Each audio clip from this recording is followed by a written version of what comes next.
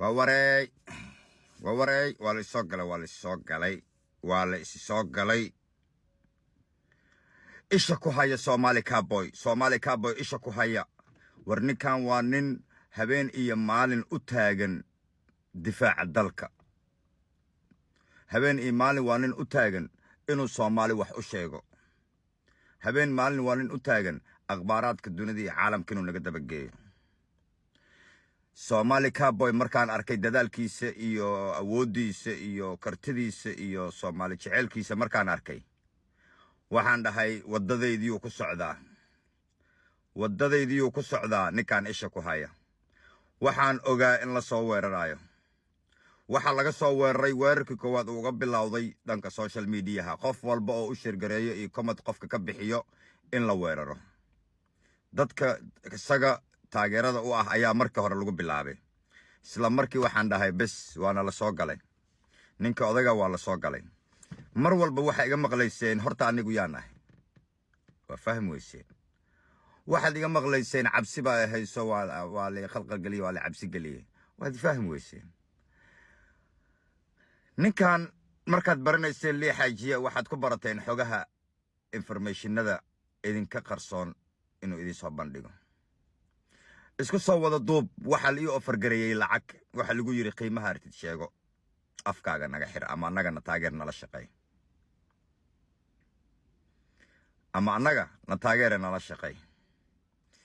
Cabdi Iftin iyo groupkiisa waxaan u sheegay wadada ay saaran yihiin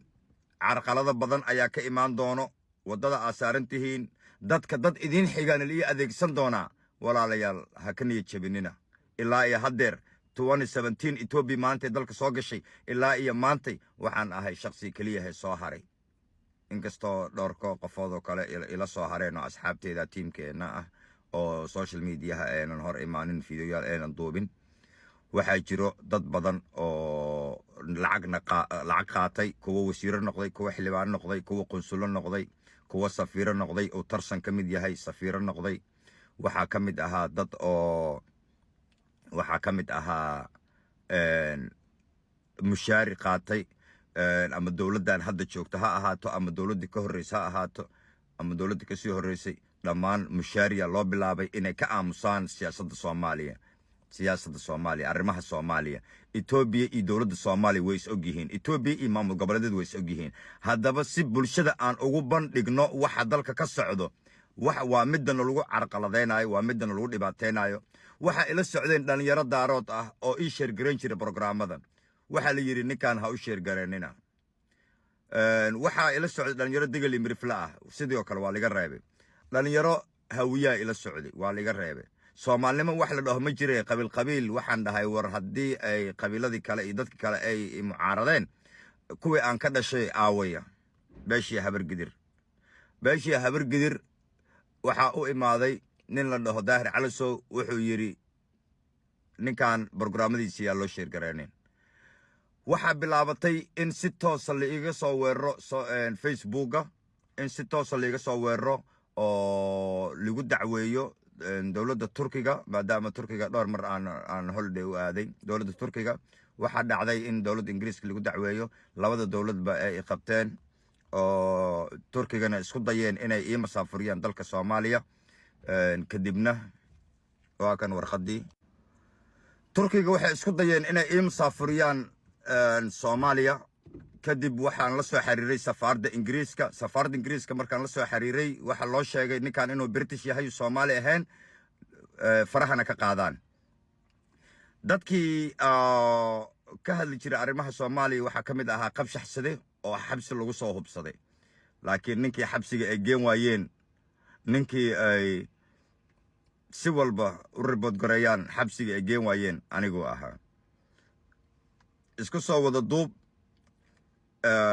waxa jiray weeraro dhanka social media igaga yimid waxa jiray weeraro si toos ah igaga yimid dhankan weeraro waxa jiray igaga yimid dhankan dawladda Ingiriiska ilaahay maahane cid kale oo isoo garab istaagtay ma jirin sababtoo ah waxaan ku socday wada xaqa waxaan lahaa war waad ifaham weyseen one day ayaa ifahmi doontaan waad ifaham weyseen war dagaalkan Itoobiya cadawa kula jirnaa war shisheeyaan kula jirnaa war Soomaali iyo annaga dagaal naga ma dhaxeeyo Soomaali waa la kaftamaa qabiili waa lagu kaftamaa awooyaashina kaftami jiray Soomaali annaga dagaal naga ma dhaxeeyo intaas waad ugu qaadan weyseen waa ugu faham weyseen xataa markii ay dhacday in sirdoonka Ingiriiska ay ila soo xiriireen oo ii waceen oo igu dhaheen completely kama hadli kartid arrimaha Soomaaliya iyo xalane kama hadli kartid waa midii aan ku adkaystoon dhahay waan ka hadlayaa silsiladan Ethiopian kaliya maahan cadeynteeda marqaatideeda dhammaan waan hayaa qof walba oo ka hadla arrimaha Soomaaliya la soo weeraraa waxaan hayaa xogihii sirihii ka dambeeyay burburka Soomaaliya waxaan hayaa xogihii ka dambeeyay oday dhaqameedka in loo sameeyo dawladda Ingiriiska ayaa waxay ku fangareysay dawladda Talyaaniga waxay ku fangareysay in ay Talyaaniga Soomaalida ay u sameeyaan nabadoon ugaas malaaq boqor isim dhamaan ugaas iyo inay u sameeyaan dawladda Ingiriiska ku fangareysay 1930kii wuxuuna ka dhacay shirkaas dalka Switzerland programka magaciisa waxa la dhahaa #1922 waa sir ku saabsan sida Soomaali loo kala diri lahaa sidoo kale Etoobiyaanka hadda nagu soo qulqulayo dhibaatada nagu hayo bad iyo bariba naga degan waxa cadeeyay George Galloway in dawladda Ingiriiska ay ku fangareynayso dawladda Ethiopia inay ku fangareynayso Soomaali inay qabsato so annaga Ingiriiska dhibaatada u geysanay ma naqaano Ingiriiska waxay nagu haysto ma naqaano waxaan ka hadlayna ma garanayno Ingiriis annaga u soo gurmanay Ingiriis annaga garab siinay siimaanadii iyo dadkaas markay imaanayeen dagaalka labada adduunka ugu dagaalameen Ingiriiska annaga qaxooti ahaan uma imaan Ingiriis waxaan u imaanay inaan caawino garab siino laakiin abaal waxay nooga dhigeen dalkeena inay u qaybiyaan Kenya iyo Ethiopia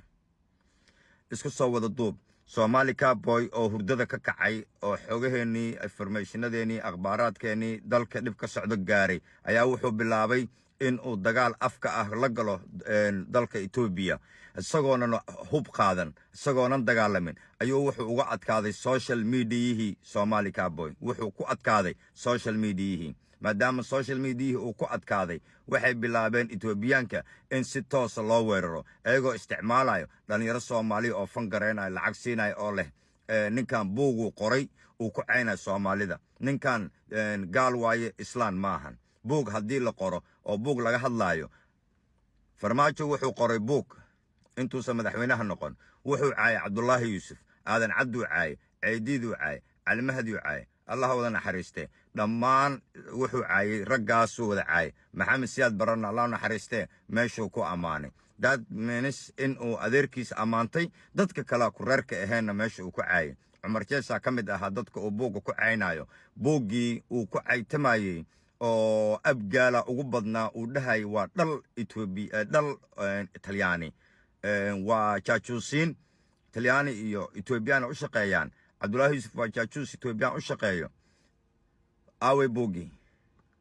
yaa isweydiiyey markuu madaxweyne noqday nin walba oo ku reer ah ku qabiil ah ku tol ah ku dad ah buugaagtii waa xareeyay inta kale ay tukaamadii taalay iyo lagu iibinayay amisom iyo dhammaan waa laga wada saaray haye dacwad ma u haysanay dacwad ma u qabsanay madaxweynuhu noqday waxaan kamid ahaa dadkii lahaa aaba Farmaajo soo dhawow 2 sano ayaan lahaa aaba Farmaajo soo dhawow waxaan kula saaxiibay oo ku taageeray nacaybka Ethiopia oo u qabay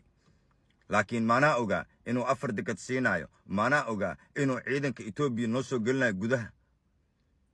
marka abgaalka waxay dhahaan siyaasadda muufa ma marka meenis dadka beena loo sheegaa hadhowna waa laga danaystaa mashruuci iyo qandaraaso iyo dhiilala la iska qaataa lacag la hanti laga sameeyaa not like that dalka dagaal uu ku jira dagaalka uu ku jiro wax walba waxa idin sharaxay Somali Cowboy asaga ku xirnaada aniga social media waxaad marqaati ka tihiin inaan sidii hore aan ku ahayn oo 2 sano aan joojiyay for security reason waana mar walba waxaan ku dhahaa security reason aan joojiyay maantay marqaati waxa ah Somali Cowboy weerarka lagu soo qaaday laakiin insha Allah waa ka guuleysanaynaa cadawga sokeeye iyo cadawga shisheeye salaam calaykum